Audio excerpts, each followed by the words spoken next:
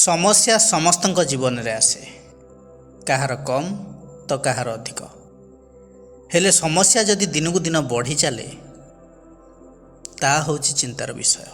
ନମସ୍କାର ବନ୍ଧୁଗଣ, ମୁଁ ସାଗର, କଳାକାର ସାଗର ସଙ୍ଗମ ଆଷ୍ଟ୍ରୋଲୋଜି ଜ୍ୟୋତିଷ ଜ୍ଞାନ ଆଣ୍ଡ କର୍ମ ଚ୍ୟାନେଲକୁ ଆପଣମାନଙ୍କୁ ସ୍ୱାଗତ ଜଣାଉଛି। ଆଜି ଆମେ ଆଲୋଚନା କରିବା ମୀନ ରାଶିର ଜାତକ ଜାତିକାମାନଙ୍କ ପାଇଁ ଏହି ଏପ୍ରିଲ ମାସ 2026 ମସିହା କିପରି କଟିବ। ଗ୍ରହମାନଙ୍କର ସ୍ଥିତି କ'ଣ ରହିଛି, ନବଗ୍ରହମାନେ କି ଫଳ ଦେବେ, ସବୁକିଛି ସ୍ୱାସ୍ଥ୍ୟ, ଶିକ୍ଷା, love relation, finance, married life, job or profession ଏବଂ ବିଜନେସ୍ ବିଷୟରେ ଡିଟେଲ୍ସରେ ଆଲୋଚନା କରିବା। ଆସନ୍ତୁ ନଜର ପକାଇବା ଗ୍ରହଗୋଚର ସ୍ଥିତି ଉପରେ। ଆପଣଙ୍କର ରାଶିରେ ଶନି, ରବି ଏବଂ ମଙ୍ଗଳ ଅବସ୍ଥାନ କରିଛନ୍ତି। ଦ୍ୱିତୀୟ ଭାବରେ ଅଛନ୍ତି ଶୁକ୍ର, ଚତୁର୍ଥରେ ବୃହସ୍ପତି, ଦ୍ୱାଦଶରେ ରାହୁ ଏବଂ ବୁଧ ଅବସ୍ଥାନ କରିଛନ୍ତି ଏବଂ କେତୁ ଅବସ୍ଥାନ କରିଛନ୍ତି ଷଷ୍ଠ ଭାବରେ। ଏପ୍ରିଲ 11 ତାରିଖରେ ବୁଧ ଲଗ୍ନରେ ଅବସ୍ଥାନ କରିବେ। ବନ୍ଧୁଗଣ, ଏହି ବିଚାର ଜନ୍ମରାଶି ଚନ୍ଦ୍ରରାଶିକୁ ଆଧାର କରି କରାଯାଇଛି। ଯେଉଁମାନଙ୍କର ମୀନ ରାଶି ଓ ମୀନ ଲଗ୍ନ, ସେମାନଙ୍କ ପାଇଁ ଏହି ଭିଡ଼ିଓ ଅଧିକ ଫଳପ୍ରଦ ହେବ ବୋଲି ଆମର ଆଶା ଓ ବିଶ୍ୱାସ। ସର୍ବପ୍ରଥମେ ଦେଖିବା ଏହି ମାସରେ ଆପଣଙ୍କର ସ୍ୱାସ୍ଥ୍ୟ ଅବସ୍ଥା କିପରି ରହିବ। ଫାର୍ଷ୍ଟ ହାଉସ୍ ଆମର ଶରୀର, ଆମ ଇମ୍ୟୁନିଟିର ଭାବ। ଲଗ୍ନ ଭାବର ଅଧିପତି ବୃହସ୍ପତି ଅଛନ୍ତି ଚତୁର୍ଥରେ। ଲଗ୍ନରେ ଅଛନ୍ତି ଶନି, ମଙ୍ଗଳ ଏବଂ ରବି। ରବି ହେଉଛନ୍ତି ଷଷ୍ଠ ଭାବର ଅଧିପତି। ଲଗ୍ନରେ 3ଟି ପାପ ଗ୍ରହ ଥିବାରୁ ବଡ଼ିରେ ହିଟ୍ ରହିବ, ମେଣ୍ଟାଲ ଷ୍ଟ୍ରେସ୍ ବଢ଼ିବ, ୱିକନେସ୍ ବଢ଼ିପାରେ, ଇରିଟେସନ୍ ଲାଗିପାରେ, ମେଣ୍ଟାଲ ଟେନସନ୍ ମୁଖ୍ୟ ସମସ୍ୟା। ଲଗ୍ନାଧିପତି ବୃହସ୍ପତି ଯେହେତୁ ଶୁଭ ଗ୍ରହ ଚତୁର୍ଥରେ ଅଛନ୍ତି ଏବଂ ଅଷ୍ଟମ ଭାବକୁ ଦୃଷ୍ଟି ଦେଉଛନ୍ତି, ଇନର ରିକଭରି ପାୱାର ଭଲ ରହିବ, ସିରିୟସ୍ ଡିଜିଜ୍ରୁ ପ୍ରୋଟେକ୍ସନ୍ ମିଳିବ। ମାସ ଆରମ୍ଭରୁ 14 ତାରିଖ ଭିତରେ ହେଡ଼ାକ୍ ରହିବ, ବିପି ଫ୍ଲକ୍ଚୁଏସନ୍ ହୋଇପାରେ, ଏସିଡ଼ିଟି, ଚେଷ୍ଟ ଡିସ୍କମ୍ଫର୍ଟ ଦେଖା ଦେଇପାରେ। ଲଗ୍ନରେ ଶନି ମଙ୍ଗଳ ଥିବାରୁ କେହି ମୀନ ରାଶିର ବ୍ୟକ୍ତି ଇଞ୍ଜୁରି, କଟ୍, ଆକ୍ସିଡେଣ୍ଟର ଶିକାର ମଧ୍ୟ ହୋଇପାରନ୍ତି। ଏପ୍ରିଲ 14 ପରେ ଷଷ୍ଠାଧିପତି ରବି ଉଚ୍ଚସ୍ଥ ରହିବେ ମେଷ ରାଶିରେ। ଶରୀରରେ ରୋଗ ପ୍ରତିରୋଧକ କ୍ଷମତା ବଢ଼ିବ, ଇମ୍ୟୁନିଟି ଇମ୍ପ୍ରୁଭ୍ ହେବ। କିନ୍ତୁ ରବି ହେଉଛନ୍ତି ଷଷ୍ଠ ଭାବର ଅଧିପତି, ଦ୍ୱିତୀୟରେ ରହିବା ଫଳରେ ଆଖି ସମସ୍ୟା ରହିପାରେ। ଯେଉଁମାନଙ୍କର ଅଲରେଡ଼ି ଆଖି ସମସ୍ୟା ଅଛି ତେବେ ସତର୍କ ରହିବା ଦରକାର, ଚେକଅପ୍ ରହିବା ଦରକାର। ରବି ଗ୍ରହ କ୍ରୂର ଗ୍ରହ, ଅଗ୍ନି ତତ୍ତ୍ୱର ରାଶିରେ ମେଷରେ ରହିବା ଫଳରେ ବଡି ଟେମ୍ପରେଚର ଇନବାଲାନ୍ସ ହେବ, ବିପି ଅପଡାଉନ୍ ରହିବ ଏବଂ ଆଙ୍ଗର ଇସ୍ୟୁ ଅଧିକ ରହିପାରେ। ଓଭରଅଲ୍ ଯଦି କହିବି, ଏହି ମାସରେ ମୀନ ରାଶିର ଲୋକଙ୍କର ସାଧାରଣତଃ acidity, gas, migraine issue, headache, skin related issue, BP fluctuation ଏବଂ ଷ୍ଟ୍ରେସ୍ ସହିତ ସ୍ଲିପ୍ ଡିଷ୍ଟର୍ବାନ୍ସ ମଧ୍ୟ ହୋଇପାରେ। ମୀନ ରାଶିର ଲୋକମାନେ ଏହି ମାସରେ ସତର୍କ ରହିବା ପାଇଁ କ'ଣ କରିବେ? ଆଙ୍ଗର ଏବଂ ଷ୍ଟ୍ରେସ୍କୁ କଣ୍ଟ୍ରୋଲ୍ କରନ୍ତୁ, ମର୍ଣ୍ଣିଂ ୱାକ୍ କରନ୍ତୁ, ଡେ ଟୁ ଡେ ଲାଇଫ୍ରେ ଯୋଗ ଏବଂ ପ୍ରାଣାୟାମକୁ ଆଡ଼୍ କରନ୍ତୁ। ଯେଉଁମାନେ ଡ୍ରାଇଭିଂ କରୁଛନ୍ତି ସେମାନେ ସାବଧାନତା ଅବଲମ୍ବନ କରିବା ଜରୁରୀ। ସ୍ପାଇସି ଫୁଡ଼୍, ଅଏଲି ଫୁଡ଼୍ କମ୍ କରନ୍ତୁ। ଏହି ଏପ୍ରିଲ ମାସରେ ମୀନ ରାଶିର ସ୍ୱାସ୍ଥ୍ୟ ଅବସ୍ଥା ମଧ୍ୟମ ଧରଣର ରହିବ। ଏପ୍ରିଲ 14 ପରେ ଯାହା ବି କିଛି ସ୍ୱାସ୍ଥ୍ୟ ସମସ୍ୟା ଥିବ ସେଥିରେ ଇମ୍ପ୍ରୁଭମେଣ୍ଟ ଆସିବ। ଏବେ ଆଲୋଚନା କରିବା ଶିକ୍ଷା ବିଷୟରେ। ପଞ୍ଚମ ଭାବ ଶିକ୍ଷାର ଭାବ ଏବଂ ନବମ ଭାବ ଉଚ୍ଚଶିକ୍ଷାର ଭାବ। ପଞ୍ଚମ ଭାବ ସ୍କୁଲ ଲେବୁଲ୍ ଏଜୁକେସନକୁ ସୂଚାଏ। ଏହି ମାସରେ ବିଦ୍ୟାର୍ଥୀମାନଙ୍କର ମନ କେତେବେଳେ ଭଲ ତ କେତେବେଳେ ବିକ୍ଷିପ୍ତ ରହିବ। ମାସ ଆରମ୍ଭରୁ କନସେନ୍ଟ୍ରେସନ୍ ଲ୍ୟାକ୍ କରିବ, ମୋବାଇଲ, ସୋସିଆଲ ମିଡ଼ିଆ ଡିଷ୍ଟ୍ରାକ୍ସନ୍ ବଢ଼ିବ। ମୁଡ୍ ସୁଇଙ୍ଗ ବିଦ୍ୟାର୍ଥୀମାନଙ୍କର ଏହି ସମୟରେ ଅଧିକ ରହିବ। ତାପରେ ଏପ୍ରିଲ 14 ପରେ ପାଠପଢ଼ା ଧୀରେ ଧୀରେ ଟ୍ରାକ୍କୁ ଆସିବ। ବିଦ୍ୟାର୍ଥୀମାନେ କନଫିଡେଣ୍ଟ ରହିବେ। ଯେଉଁ ଷ୍ଟୁଡେଣ୍ଟସମାନେ 6th କ୍ଲାସ୍ରୁ 10th କ୍ଲାସ୍ ମଧ୍ୟରେ ଅଛନ୍ତି, ରିଭିଜନ୍ ଉପରେ ଫୋକସ୍ କଲେ ଭଲ ରେଜଲ୍ଟ ତାଙ୍କୁ ମିଳିବ। ଲାଷ୍ଟ ମୋମେଣ୍ଟ ଷ୍ଟଡ଼ିରେ ଟିକେ ଟେନସନ୍ ଆସିପାରେ। ସେହିପରି ନବମ ଭାବ ଉଚ୍ଚଶିକ୍ଷାର ଭାବ। ନବମାଧିପତି ମଙ୍ଗଳ ଅଛନ୍ତି ଲଗ୍ନରେ। ମଙ୍ଗଳ ହେଉଛନ୍ତି ଏନର୍ଜି କାରକ ଗ୍ରହ। ଏହି ମାସରେ କମ୍ପିଟେଟିଭ୍ ଏକ୍ଜାମ୍ ପାଇଁ ମୋଟିଭେସନ୍ ଭଲ ରହିବ। କିନ୍ତୁ ଶନି ସହିତ ମଙ୍ଗଳ ଥିବାରୁ ମାଇଣ୍ଡ ଉପରେ ନେଗେଟିଭ୍ ଇମ୍ପାକ୍ଟ ପଡ଼ିପାରେ। କନସିଷ୍ଟେନ୍ସିର ଅଭାବ ଦେଖା ଦେଇପାରେ। ଏହି ସମୟ ମଧ୍ୟରେ ଷ୍ଟୁଡେଣ୍ଟସମାନଙ୍କର ରିସ୍କ ଫ୍ୟାକ୍ଟର ହେଉଛି କ'ଣ ନା ହାଫ୍ ନଲେଜରେ ଡିସିସନ୍ ନେବା, ସବଜେକ୍ଟ ଚେଞ୍ଜ କରିବାର ମନୋବୃତ୍ତି ଆସିବା, ଆଙ୍ଗର ଷ୍ଟ୍ରେସ୍ ଦ୍ୱାରା ପଢ଼ାରେ ଗ୍ୟାପ୍ ହେବା, ଏଇସବୁ ଜିନିଷ। ତେଣୁ ଏସବୁକୁ ଆଭଏଡ଼ କରିବାକୁ ପଡ଼ିବ। ଯେଉଁ ବିଦ୍ୟାର୍ଥୀମାନେ ଇଞ୍ଜିନିୟରିଂ କରୁଛନ୍ତି, IT ଟେକ୍ନିକାଲ ଲାଇନରେ ପାଠ ପଢ଼ୁଛନ୍ତି, ତାଙ୍କ ପାଇଁ ବେଷ୍ଟ ଟାଇମ୍ ରହିବ। ଶନି ସହିତ ମଙ୍ଗଳ କଞ୍ଜକ୍ସନ୍ ଥିବାରୁ civil engineering, mechanical, electrical students ମାନେ ଭଲ କରିବେ। ଯେଉଁମାନେ ଏହି ଲାଇନରେ ହାୟର ଷ୍ଟଡି କରିବା ପାଇଁ ଚାହୁଁଛନ୍ତି ସେମାନେ ଆଡ଼ମିସନ୍ ମଧ୍ୟ କରିପାରନ୍ତି।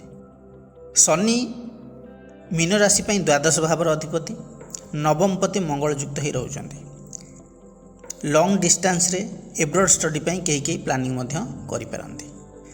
ଲଗ୍ନ ସ୍ଥାନରେ ମଙ୍ଗଳ, ରବି, ଶନି ଅଛନ୍ତି। ମଙ୍ଗଳ ହେଉଛନ୍ତି ଏନର୍ଜି, କମ୍ପିଟିସନର କାରକ ଗ୍ରହ। ଶନି ହେଉଛନ୍ତି ଡିଲେ ଏବଂ ଡିସିପ୍ଲିନର କାରକ ଗ୍ରହ। ଆଉ ରବି ହେଉଛନ୍ତି ଇଗୋ ଏବଂ କନଫିଡେନ୍ସର କାରକ ଗ୍ରହ। ତେଣୁ ଏହି ତିନୋଟି ଗ୍ରହର ସଂଯୋଗ ମନରେ ଦ୍ୱନ୍ଦ୍ୱ ଆଣିପାରେ। କେତେବେଳେ ଷ୍ଟୁଡେଣ୍ଟସ୍ ମାନେ ଅଧିକ ମୋଟିଭେଟେଡ଼ ହୋଇଯିବେ ତ କେବେ କେବେ କମ୍ପ୍ଲିଟଲି ଡିମୋଟିଭେଟେଡ଼ ହୋଇପାରନ୍ତି। ଏହି ସମୟରେ ଆଙ୍ଗର ଏବଂ ଫ୍ରଷ୍ଟ୍ରେସନ୍ ବଢ଼ିପାରେ। ଟିଚର୍ସ କିମ୍ବା ପ୍ୟାରେଣ୍ଟସ୍ଙ୍କ ସହିତ ମତଭେଦ ହୋଇପାରେ, ଯୁକ୍ତିତର୍କ କରିପାରନ୍ତି। ଯଦି ଏହି ସମୟକୁ ବିଦ୍ୟାର୍ଥୀମାନେ ପଜିଟିଭଲି କଣ୍ଟ୍ରୋଲ କରିଦେଲେ ତେବେ ଅନ୍ୟମାନଙ୍କ ଠାରୁ ପାଠପଢ଼ାରେ ଆଗୁଆ ରହିବେ। କମ୍ପିଟେଟିଭ୍ ସ୍ପିରିଟ୍ ଷ୍ଟ୍ରଙ୍ଗ ହେବ। ଯେଉଁ ବିଦ୍ୟାର୍ଥୀମାନେ କମ୍ପିଟେଟିଭ୍ ଏକ୍ଜାମ୍ ଦେଉଛନ୍ତି, SSC, ରେଲୱେ, ଡିଫେନ୍ସ ଏସବୁ ପାଇଁ ପ୍ରିପେୟାର ହେଉଛନ୍ତି, ସେମାନେ ଭଲ ପରଫର୍ମ କରିବେ, ଭଲ ର୍ୟାଙ୍କ ମଧ୍ୟ ଆଣିପାରନ୍ତି। ସେଲ୍ଫ ଷ୍ଟଡ଼ିରେ ସକ୍ସେସ୍ ମିଳିବ। ଆଉ ଗୋଟେ କଥା, ଏହି ମାସରେ ମୀନ ରାଶିର ଷ୍ଟୁଡେଣ୍ଟସ୍ ମାନଙ୍କର ମାଇଣ୍ଡସେଟ୍ ଜାଣିଲେ ଆପଣ ଆଶ୍ଚର୍ଯ୍ୟ ହେବେ। ଓଭର ଥିଙ୍କିଂ ତ ରହିବ ମାସ ଆରମ୍ଭରୁ, ଆଙ୍ଗର ତ ରହିବ ୱିଥ୍ ମେଣ୍ଟାଲ ପ୍ରେସର। କେତେବେଳେ 10 ଘଣ୍ଟା ପଢ଼ିବେ ତ କେତେବେଳେ ଟୋଟାଲି ଜିରୋ। ଧରିନିଅନ୍ତୁ କନଷ୍ଟାଣ୍ଟ 3 ଦିନ ଖଣ୍ଡେ ପୁରା ହାର୍ଡ଼ୱାର୍କ କଲେ, ଚତୁର୍ଥ ଦିନକୁ ଜିରୋ। ବହି ଗୋଟେ ଜାଗାରେ, ସେ ଗୋଟେ ଜାଗାରେ। ସେ ଯାହା ବି ହେଉ, ଏହି ମାସରେ କନସିଷ୍ଟେନ୍ସି, ଷ୍ଟେବିଲିଟି ହିଁ ମୁଖ୍ୟ ଚ୍ୟାଲେଞ୍ଜ ରହିବ। ତେଣୁ ପାଠପଢ଼ାରେ ଇମ୍ପ୍ରୁଭମେଣ୍ଟ ପାଇଁ ଫୋକସ୍ ବଢ଼ାଇବା ପାଇଁ daily same time table follow କରନ୍ତୁ। ମୋବାଇଲ ୟୁଜ୍କୁ କଣ୍ଟ୍ରୋଲ କରନ୍ତୁ, ଯାହାକି ଭେରି ଇମ୍ପୋର୍ଟାଣ୍ଟ। ଏବେ ଆଲୋଚନା କରିବା ଲଭ୍ ରିଲେସନ୍ ବିଷୟରେ। ପଞ୍ଚମ ଭାବ ପ୍ରେମର ଭାବ ଏବଂ ଅଧିପତି ହେଲେ ଚନ୍ଦ୍ର। ଚନ୍ଦ୍ର ହେଉଛନ୍ତି ଫାଷ୍ଟ ମୁଭିଂ ପ୍ଲାନେଟ୍। ଚନ୍ଦ୍ର ପ୍ରତି 2.5 ଦିନ ଭିତରେ ଗୋଟେ ରାଶିକୁ ଅତିକ୍ରମ କରିଥାନ୍ତି। ଫଳରେ ଲଭ୍ ଲାଇଫ୍ରେ ମୀନ ରାଶିର ଲୋକମାନେ ଇମୋସନାଲ୍ ବେଶୀ ହୋଇଥାନ୍ତି ଏବଂ ତାଙ୍କର ଲଭ୍ ଲାଇଫ୍କୁ ନେଇ କନଫ୍ୟୁଜ୍ ରହିଥାନ୍ତି ଏବଂ ଭାବୁକ ହୋଇଥାନ୍ତି। କେତେବେଳେ କଳ୍ପନା ରାଇଜରେ ବୁଡ଼ି ଯାଆନ୍ତି ତ କେତେବେଳେ ଅଭିମାନ ମଧ୍ୟ କରିଥାନ୍ତି। ଶୁକ୍ର ହେଲେ ପ୍ରେମର କାରକ ଗ୍ରହ, ଅଛନ୍ତି ଦ୍ୱିତୀୟ ଭାବରେ। ଦ୍ୱିତୀୟ ଭାବ ହେଉଛି ଫ୍ୟାମିଲିର ଭାବ, ସ୍ପିଚ୍ର ଭାବ। ତେଣୁ ଲଭ୍ରେ ଫ୍ୟାମିଲି ଇନଭଲଭମେଣ୍ଟ ଆପ୍ରୁଭାଲ୍ ଆସିପାରେ। ଲଭ୍ ପାର୍ଟନରଙ୍କର ରିଲେସନସିପ୍କୁ ନେଇ ସିରିୟସ୍ ଡିସ୍କସନ୍ ହୋଇପାରେ।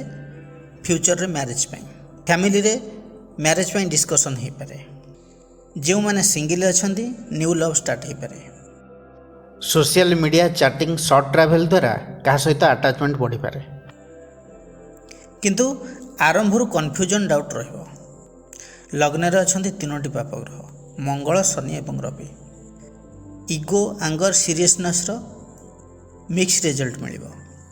ଯେଉଁମାନେ ଅଲରେଡ଼ି ରିଲେସନସିପ୍ରେ ଅଛନ୍ତି, ଇଗୋ କ୍ଲାସ୍ ହେବାର ସମ୍ଭାବନା ଅଧିକ। ଛୋଟ ମୋଟ କଥାରୁ ଆର୍ଗୁମେଣ୍ଟ ବଡ଼ ହୋଇପାରେ। ମଙ୍ଗଳ ଶନିଙ୍କର ପ୍ରଭାବ ଯୋଗୁଁ ଲଭ୍ ଲାଇଫ୍ରେ ମିସ୍ଅଣ୍ଡରଷ୍ଟାଣ୍ଡିଂ ଅଧିକ ରହିବ। ଇମୋସନାଲ୍ ବଣ୍ଡିଂ ହେବାକୁ ଟାଇମ୍ ଲାଗିବ। ଧୈର୍ଯ୍ୟ ରଖିଲେ ରିଲେସନସିପ୍ ବଞ୍ଚିବ। ଏହି ମାସରେ ଓଭର ଥିଙ୍କିଂ ବଢ଼ିପାରେ। ପାର୍ଟନର ତୁମକୁ ଇଗ୍ନୋର କରୁଛି ବୋଲି ଫିଲ୍ ହେବ। ତେଣୁ ଆପଣଙ୍କ ବ୍ୟବହାରରେ କଟୁତା ରହିବ। ହାର୍ଶ ୱାର୍ଡ଼ ଆପଣ ୟୁଜ୍ କରିପାରନ୍ତି। ବିଶେଷ କରି ଏପ୍ରିଲ 2nd ୱିକ୍ ଏବଂ 3rd ୱିକ୍ରେ ନିଜର କଥାବାର୍ତ୍ତାରେ ଶାଳୀନତା ରଖନ୍ତୁ। ଶୁକ୍ର ଦ୍ୱିତୀୟ ଭାବରେ ଅଛନ୍ତି। ଦ୍ୱିତୀୟ ଭାବ ଫ୍ୟାମିଲିର ଭାବ, ତେଣୁ ନୂଆ ଲଭ୍ ଷ୍ଟାର୍ଟ ହେବ। ଶୁକ୍ର ଦ୍ୱିତୀୟ ଭାବରେ ଅଛନ୍ତି, ଫ୍ୟାମିଲିର ଭାବରେ ନୂଆ ଲଭ୍ ଷ୍ଟାର୍ଟ ହେବ। କିନ୍ତୁ ଲଙ୍ଗ ଟର୍ମ ସିରିୟସ୍ ରିଲେସନସିପ୍ ହେବାର ଚାନ୍ସ ଅଧିକ। Same family circle, known person ସହିତ ଲଭ୍ ହେବାର ଚାନ୍ସ ଅଧିକ ରହିଛି। ଫାଇନାନ୍ସିଆଲ ଷ୍ଟେବିଲିଟି ଦ୍ୱାରା ଲଭ୍ ଇମ୍ପ୍ରୁଭ୍ ହେବ। ଗିଫ୍ଟ, ସପୋର୍ଟ, କେୟାର କଲେ ପାର୍ଟନର ଇମ୍ପ୍ରେସ୍ ହେବେ। ଓଭରଅଲ୍ ଯଦି କହିବି, ଏହି ମାସରେ 70% ଲଭ୍ ଲାଇଫ୍ ପଜିଟିଭ୍ ରହିବ। କେବଳ ଆଙ୍ଗରଟାକୁ କଣ୍ଟ୍ରୋଲ କରିବା ଦରକାର। ଏବେ ଆଲୋଚନା କରିବା ଫାଇନାନ୍ସ ବିଷୟରେ। ଦ୍ୱିତୀୟ ଭାବ ଧନର ଭାବ, ଦ୍ୱିତୀୟାଧିପତି ମଙ୍ଗଳ ଅଛନ୍ତି ଲଗ୍ନରେ। ଏହି ମାସରେ ଆପଣଙ୍କର ୟର୍ନିଂ ବଢ଼ିବ, ନିଜ ପ୍ରୟାସରେ ଟଙ୍କା ଆସିବ। ସେଲ୍ଫ ଏଫର୍ଟ, ହାର୍ଡ଼ୱାର୍କ, ଇନିସିଏଟିଭ୍ ଦ୍ୱାରା ଇନକମ୍ ଜେନେରେଟ୍ କରିପାରିବେ। Business, freelancing, online earning, commission based ୱାର୍କରେ ଲାଭ ମିଳିପାରେ। ପଜିଟିଭ୍ ପଏଣ୍ଟ ହେଉଛି କ'ଣ ନା ନିଜର ନିଷ୍ପତ୍ତି ଦ୍ୱାରା ଇନକମ୍ ବଢ଼ିବ। ନୂଆ ଇନକମ୍ ସୋର୍ସ ଆରମ୍ଭ ହେବାର ଚାନ୍ସ ଅଧିକ ରହିଛି। ଧନାଧିପତି ମଙ୍ଗଳ ରବିଯୁକ୍ତ, ଲିଡରସିପ୍ କ୍ୱାଲିଟି ଦ୍ୱାରା ଫାଇନାନ୍ସିଆଲ ଗ୍ରୋଥ୍ ହୋଇପାରେ। ଯେଉଁମାନେ ୟୁଟ୍ୟୁବ୍, ଅନଲାଇନ୍ ୱାର୍କ କରୁଛନ୍ତି ଗ୍ରୋଥର ଚାନ୍ସ ରହିଛି। ଶନି ଆପଣଙ୍କର ରାଶିରୁ ଦ୍ୱାଦଶ ଭାବର ଅଧିପତି, ଧନାଧିପତି ମଙ୍ଗଳଯୁକ୍ତ ହୋଇଛନ୍ତି ଏବଂ ଲଗ୍ନରେ ଅଛନ୍ତି। ଏବଂ ଲକ୍ଜୁରୀ କାରକ ଗ୍ରହ ଶୁକ୍ର ଧନସ୍ଥାନରେ ଅଛନ୍ତି ଦ୍ୱିତୀୟ ଭାବରେ। ଖର୍ଚ୍ଚ ହଠାତ୍ ବଢ଼ିପାରେ। ଫ୍ୟାମିଲି ରିଲେଟେଡ୍ ଏକ୍ସପେନ୍ସେସ୍ ବଢ଼ିପାରେ। ରିସ୍କ ଇନଭେଷ୍ଟମେଣ୍ଟ, ସୌଖିନ ଦ୍ରବ୍ୟ, ଡେକୋରେଟିଭ୍ ଆଇଟମ୍, କଷ୍ଟଲି ଆଇଟମ୍ରେ ଖର୍ଚ୍ଚ ହୋଇପାରେ। ହୋମ୍ ଡେକୋରେସନରେ ଅଧିକ ଖର୍ଚ୍ଚ ହୋଇପାରେ। ଶନି ମଧ୍ୟ ଆପଣଙ୍କ ରାଶିକୁ ଏକାଦଶ ଭାବର ଅଧିପତି।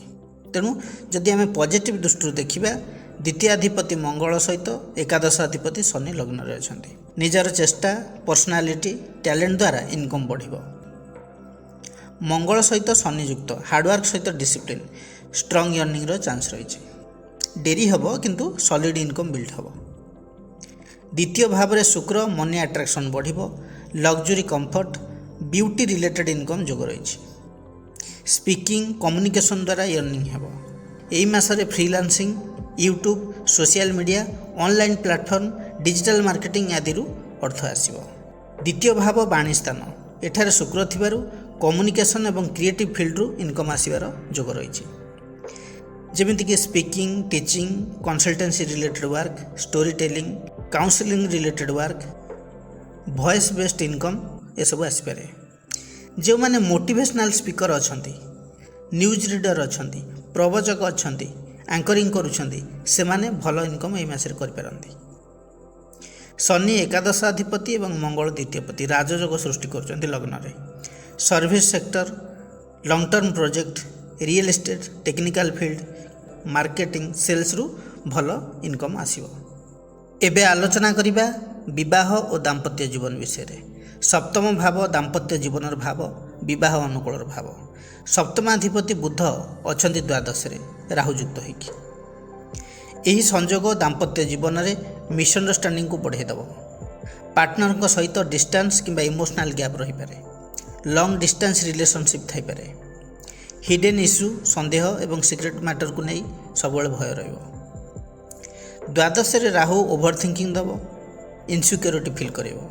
ଅନନେସେସରି ଫିୟର ବା ଡାଉଟ୍ ମନରେ ଆସିପାରେ। ଯେଉଁମାନେ ବିବାହ କରିବା ପାଇଁ ଚାହୁଁଛନ୍ତି ଏହି ସମୟରେ ନିଷ୍ପତ୍ତି ନେବା ଉଚିତ ନୁହଁ, ପେସେନ୍ସ ରଖିବା ଦରକାର। ଏପ୍ରିଲ 11 ତାରିଖ ପରେ ସପ୍ତମାଧିପତି ବୁଧ ଲଗ୍ନରେ ଅବସ୍ଥାନ କରିବେ ଶନି, ମଙ୍ଗଳ, ରବିଙ୍କ ସହିତ। ଶନି, ମଙ୍ଗଳ, ରବି, ବୁଧ ଏକାଠି ମିଶି ଦୃଷ୍ଟି ଦେବେ କେଉଁଠିକୁ? ସପ୍ତମ ଭାବକୁ। ତା ଫଳରେ ଦାମ୍ପତ୍ୟ ଜୀବନରେ ଚ୍ୟାଲେଞ୍ଜ ସହିତ ଆର୍ଗୁମେଣ୍ଟ ଏବଂ ଇଗୋ କ୍ଲାସ୍ ହେବ। ପାର୍ଟନରଙ୍କର ଡୋମିନେଟିଂ ନେଚର ହୋଇପାରେ। ଛୋଟ କଥା ବଡ଼ ଇସ୍ୟୁ ହୋଇପାରେ। ପଜିଟିଭ୍ ଦୃଷ୍ଟିରୁ ଯଦି ଦେଖିବା, ଲଗ୍ନରେ ବୁଧ ରହିବା ଫଳରେ ମିସ୍ଅଣ୍ଡରଷ୍ଟାଣ୍ଡିଂ କ୍ଲିୟର ହେବାର ଆଶା କରାଯାଇପାରେ। କମ୍ୟୁନିକେସନ୍ ଇମ୍ପ୍ରୁଭ୍ ହୋଇପାରେ। ସମ୍ପର୍କ ରହିବ କିନ୍ତୁ ଏଫର୍ଟ ଦେବାକୁ ପଡ଼ିବ। ବିବାହ କଥା ଯଦି କହିବି, ଏହି ଏପ୍ରିଲରେ ଷ୍ଟ୍ରଙ୍ଗ ମ୍ୟାରେଜ୍ ଯୋଗ ନାହିଁ, ଡିଲେ ଏବଂ କନଫ୍ୟୁଜନ୍ ଯୋଗ ଅଛି। ଯେଉଁମାନେ ମ୍ୟାରେଡ୍ କପୁଲ ତାଙ୍କର ଅପ୍ସ ଆଣ୍ଡ ଡାଉନ୍ ଚାଲିବ। ପେସେନ୍ସ ରଖିଲେ ସମ୍ପର୍କ ବାଲାନ୍ସ ହେଇ ଚାଲିପାରେ। ଆରେଞ୍ଜ ମ୍ୟାରେଜ୍ ତ ଡିଲେ ହେବ, ଏଥିରେ ସନ୍ଦେହ ନାହିଁ। ଫ୍ୟାମିଲି ସାଇଡ଼ରୁ ମଧ୍ୟ ମ୍ୟାରେଜକୁ ନେଇ କନଫ୍ୟୁଜନ୍ ହେବେ। ଦ୍ୱାଦଶ ଭାବରେ ରାହୁ ଥିବାରୁ ହିଡେନ୍ ଆଟ୍ରାକ୍ସନ୍, ସିକ୍ରେଟ୍ ରିଲେସନସିପ୍ର ସୂଚନା ମିଳୁଛି। ଲଙ୍ଗ ଡିଷ୍ଟାନ୍ସ ମ୍ୟାରେଜ୍ ସହିତ ମେଣ୍ଟାଲ୍ ଷ୍ଟ୍ରେସ୍ ମଧ୍ୟ ଦେବ ମ୍ୟାରେଡ୍ ଲାଇଫ୍ରେ। ଉଭୟ ସ୍ୱାମୀ ଏବଂ ସ୍ତ୍ରୀଙ୍କ ମଧ୍ୟରେ ଟ୍ରଷ୍ଟ ଇସ୍ୟୁ ମୁଖ୍ୟ ସମସ୍ୟା ହୋଇପାରେ। ଏହି ସମୟରେ ଥାର୍ଡ଼ ପର୍ସନଙ୍କର ଇଣ୍ଟରଫିୟରେନ୍ସରୁ ଦୂରେଇ ରୁହନ୍ତୁ। ଏହି ମାସରେ ମୀନ ରାଶିର ବ୍ୟକ୍ତିବିଶେଷଙ୍କ ଦାମ୍ପତ୍ୟ ଜୀବନର ସ୍ଥିତି ଆର୍ଗୁମେଣ୍ଟ ସହିତ ଆଡ଼ଜଷ୍ଟମେଣ୍ଟରେ କଟିବ। ଏବେ ଆଲୋଚନା କରିବା ଜବ୍ ଅର୍ ପ୍ରଫେସନ୍ ବିଷୟରେ। ଦଶମ ଭାବ କର୍ମର ଭାବ, ଦଶମାଧିପତି ବୃହସ୍ପତି ଅଛନ୍ତି ଚତୁର୍ଥ ଭାବରେ। ଜବ୍ରେ ଷ୍ଟେବିଲିଟି ଆସିବ, କିନ୍ତୁ ଘର, ଫ୍ୟାମିଲି କିମ୍ବା ଲୋକେସନ୍ ଚେଞ୍ଜ ଦ୍ୱାରା କ୍ୟାରିୟରରେ ପରିବର୍ତ୍ତନ ଆସିପାରେ। Work from home, educational field, real estate, teaching, counselling ଭଳି ଫିଲ୍ଡରେ ଭଲ ସୁଯୋଗ ରହିଛି। ବୃହସ୍ପତିଙ୍କର ସପ୍ତମ ଦୃଷ୍ଟି ପଡ଼ୁଛି ଦଶମ ଭାବକୁ। କ୍ୟାରିୟରରେ ଗ୍ରୋଥ, ପ୍ରମୋସନ୍ ରହିଛି, ନ୍ୟୁ ଅପରଚ୍ୟୁନିଟି ଆସିପାରେ। ଶନି ଲଗ୍ନରେ ରହି ମଧ୍ୟ ଦଶମକୁ ଦୃଷ୍ଟି ଦେଉଛନ୍ତି। ହାର୍ଡ଼ୱାର୍କ ବଢ଼ିବ, ପ୍ରେସର ରହିବ, ଗ୍ରୋଥ ହେବ କିନ୍ତୁ ଧୀରେ ଧୀରେ। ସେହିପରି ପ୍ରାଇଭେଟ୍ ଜବ୍ କ୍ଷେତ୍ରରେ ଭଲ ସୁଯୋଗ ଏହି ମାସରେ ରହିଛି। ଯେଉଁମାନେ ଟ୍ରାଏ କରୁଛନ୍ତି ଜବ୍ ମିଳିବାର ପସିବିଲିଟି ଅଧିକ ରହିଛି। ଇଣ୍ଟରଭ୍ୟୁରେ ସକ୍ସେସ୍, ସିଲେକ୍ସନ୍ ହେବାର ଚାନ୍ସ ଅଧିକ ରହିଛି। Skill based job like IT, marketing, teaching, online ୱାର୍କରେ ସଫଳତା ମିଳିବ। ଏହି ଲାଇନ୍ରେ ଜବ୍ ମିଳିବାର ପସିବିଲିଟି ଅଧିକ ଥିବାରୁ ଯେଉଁମାନେ ଟ୍ରାଏ କରୁଛନ୍ତି ଏବଂ ଯୋଗ୍ୟତା ଅଛି ନିଶ୍ଚିତ ଭାବରେ ଜବ୍ ପାଇବେ। ସେହିପରି ଗଭର୍ଣ୍ଣମେଣ୍ଟ ଜବ୍ କଥା ଯଦି କହିବି, କମ୍ପିଟିସନ୍ ଏହି ମାସରେ ଅଧିକ ରହିବ। ଜବ୍ ପାଇବା ଡିଲେ ହୋଇପାରେ। ଏହି ଏପ୍ରିଲ ମାସର ଫାର୍ଷ୍ଟ ହାଫ୍ରେ ରେଜଲ୍ଟ କ୍ଲିଅର ନ ହୋଇପାରେ। ପ୍ରିପାରେସନ୍ ତେଣୁକରି କଣ୍ଟିନ୍ୟୁ କରିବା ଦରକାର। ଯେଉଁ ମୀନ ରାଶିର ବ୍ୟକ୍ତିଙ୍କ ମନରେ ପ୍ରଶ୍ନ ଅଛି କି ଏହି ଏପ୍ରିଲ ମାସରେ ଜବ୍ ହେବ କି ନାହିଁ, ତେବେ ତାଙ୍କ ପାଇଁ ଉତ୍ତର ହେଉଛି ହଁ, ଜବ୍ର ଚାନ୍ସ ରହିଛି। 14 ଏପ୍ରିଲ ପରେ ଷ୍ଟ୍ରଙ୍ଗ ଚାନ୍ସ ରହିଛି। ଶନିର ପ୍ରଭାବ ଦଶମ ଭାବକୁ ଥିବାରୁ ପ୍ରଥମେ ରିଜେକ୍ସନ୍ ଆସିପାରେ, ସେକେଣ୍ଡ କିମ୍ବା ଥାର୍ଡ଼ ଆଟେମ୍ପ୍ଟରେ ସକ୍ସେସ୍ ଆସିବ। ଏପ୍ରିଲ 14 ପରେ ରବି ଉଚ୍ଚସ୍ଥ ରହିବେ ମେଷ ରାଶିରେ। କନଫିଡେନ୍ସ ବଢ଼ିବ। ଗଭର୍ଣ୍ଣମେଣ୍ଟ ସେକ୍ଟର ଲିଡରସିପ୍ ରୋଲ୍ରେ ଇଣ୍ଟରେଷ୍ଟ ବଢ଼ିବ। ଗଭର୍ଣ୍ଣମେଣ୍ଟ ଜବ୍ ପାଇଁ ଆପଣ ଅଧିକ ଫୋକସ୍ଡ ରହିବେ। ଇଣ୍ଟରଭ୍ୟୁ ପରଫର୍ମାନ୍ସ ଷ୍ଟ୍ରଙ୍ଗ ହେବ। ସିନିୟରଙ୍କର ସପୋର୍ଟ ମଧ୍ୟ ମିଳିପାରେ। ଏହି ସମୟରେ ଇଣ୍ଟରଭ୍ୟୁ ଦେଲେ ସକ୍ସେସ୍ର ଚାନ୍ସ ବଢ଼ିବ। ନ୍ୟୁ ଜବ୍ ଅଫର୍ ଆସିପାରେ। ଏହି ମାସରେ education, teaching, digital field, banking, finance, real estate, construction related work, private office job, technical ଫିଲ୍ଡରେ ଜବ୍ ପାଇବା ଇଜି ହେବ। ଜବ୍ ଆଶାୟୀମାନେ ଏହି ମାସରେ ଓଭର କନଫିଡେନ୍ସକୁ ଆଭଏଡ଼ କରିବା ଦରକାର, କାରଣ ରବି ଏପ୍ରିଲ 14 ତାରିଖ ଠାରୁ ମେଷ ରାଶିରେ ରହୁଛନ୍ତି। ଶନିଙ୍କ ପ୍ରଭାବ ପାଇଁ ଜବ୍ରେ ଡିଲେ ହୋଇପାରେ, ତେଣୁ ପେସେନ୍ସ ରଖନ୍ତୁ। ଆଗରୁ ବି କହିଥିଲି, ଲାଷ୍ଟ ମୋମେଣ୍ଟରେ ଗେମ୍ ଚେଞ୍ଜ ହୋଇପାରେ। ଡକୁମେଣ୍ଟ ୱିଥ୍ ପ୍ରିପାରେସନ୍ ପରଫେକ୍ଟ ରଖନ୍ତୁ। ଓଭରଅଲ୍ ଯଦି କହିବି, ଜବ୍ର ସ୍ଥିତି ଏହି ଏପ୍ରିଲରେ ମୀନ ରାଶି ପାଇଁ ପ୍ରାଇଭେଟ୍ ଜବ୍ ପାଇଁ ଷ୍ଟ୍ରଙ୍ଗ ଚାନ୍ସ ଅଛି। ଗଭର୍ଣ୍ଣମେଣ୍ଟ ଜବ୍ ପାଇଁ ପସିବିଲିଟି ଅଛି, କିନ୍ତୁ ଡିଲେ ହୋଇପାରେ। 60% ଚାନ୍ସ ଅଛି। ଏବେ ଆଲୋଚନା କରିବା ବିଜନେସ୍ ବିଷୟରେ। ସପ୍ତମ ଭାବ ବ୍ୟବସାୟର ଭାବ। ସପ୍ତମାଧିପତି ବୁଧ ଅଛନ୍ତି ଦ୍ୱାଦଶରେ ରାହୁ ସହିତ। ବ୍ୟବସାୟରେ ଗୁପ୍ତ ଶତ୍ରୁ ବୃଦ୍ଧି ପାଇବେ। ହିଡେନ୍ ଲସ୍ କିଛି ହୋଇପାରେ। ରଙ୍ଗ ଡିସିସନ୍ ଯୋଗୁଁ ବିଜନେସ୍ ମାନ୍ଦା ଅବସ୍ଥାରେ ଚାଲିପାରେ।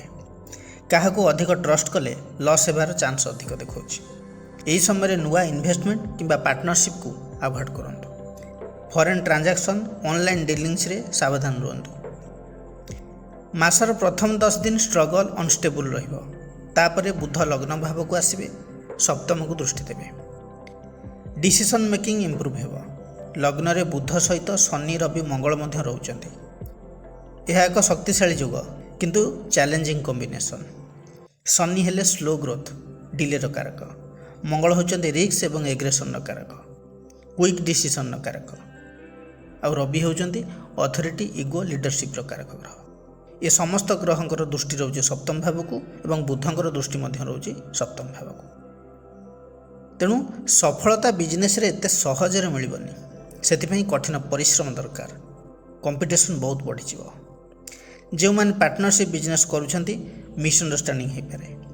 ବିଜନେସ୍ ପାର୍ଟନର ତଥା ୱାର୍କରମାନଙ୍କ ସହିତ ମତଭେଦ ହୋଇପାରେ। ପ୍ରଫିଟ୍ ସେୟାରିଂ ଇସ୍ୟୁ ପାର୍ଟନରଙ୍କ ସହିତ ହୋଇପାରେ।